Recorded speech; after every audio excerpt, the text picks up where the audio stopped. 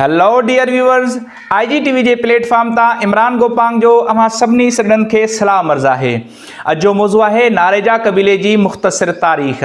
जेकॾहिं अभी असांजे चैनल ते नवां आहियो त बराए करम असांजे IGTV चैनल खे सब्सक्राइब करण सां गॾोगॾु बेल आइकन खे भी प्रेस कंदा त जीअं वक़्तन ब वक़्तन असांजूं मालूमाती वीडियोज़ अवां सॼणनि ताईं सभ खां पहिरियां पहुचंदियूं रहनि। अवां सॼणनि खां आउं माज़रत तलब कयां थो छाकाणि त हेल्थ इश्यूज़ जे करे काफ़ी ॾींहंनि ताईं गैरहाज़िरी रही ऐं हाणे हलूं था बिना कंहिं देर जे पंहिंजे मौज़ू जे तरफ़। त पंहिंजो मौज़ू आहे नारेजा क़बीले जी मुख़्तसिर तारीख़। त तारीख़ जे मुस्तनिद किताबनि जे हवाले सां अर्ज़ु कंदो हलां त नारेजा समाटी ज़ातुनि जो हिकु वॾो पाड़ो आहे। रिवायतुनि जे मूजिबि हिन ज़ात जे मथां इहो नालो सिंधु दरिया जे वहकरनि जे करे पियो, छाकाणि त सिंधु दरिया जे वहकरनि खे नारो सॾियो वेंदो हो। जीअं उभरंदो नारो अरोड़ खां वहंदो हो, जंहिंमें क़दीम दौर में हाकड़ो ऐं सतलज अची पाण में गॾिबियूं हुयूं।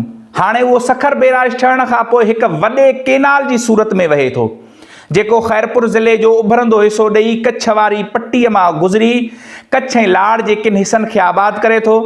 अहिड़ीअ तरह वरी उलहंदो नारो, जेको लाड़काणे जे साम्हूं आकिल मां निकिरंदो हो, ऐं उहो हाणे सखर बैराज ठहण खां बाद में दादू केनाल ऐं रईस केनाल जे वहकरनि जो हिसो बणिजी चुको आहे। उन्हनि नारे वारनि वहकरनि ते आबादी कंदड़नि, मच्छी मारण वारनि या पाणीअ ते ॿी किरत करण वारनि खे नारनि जे वहकरनि ते रहण जे करे नारेजा सॾियो वियो, याने सिंधु दरिया जे नारनि याने वहकरनि ते रहण वारा। इन्हीअ जे करे नारेजा बिरादरी जी घणाई ख़ैरपुर ऐं लाड़काणे ज़िले में तमामु घणी आहे।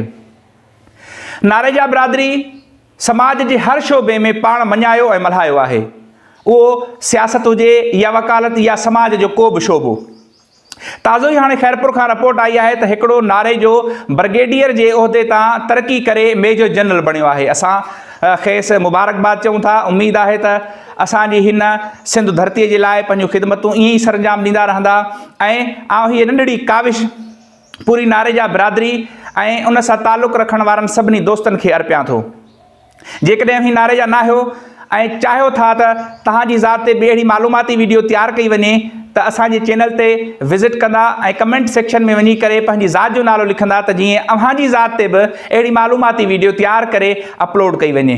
हिन वक़्तु घुरूं था इजाज़त। अल्लाह वाही।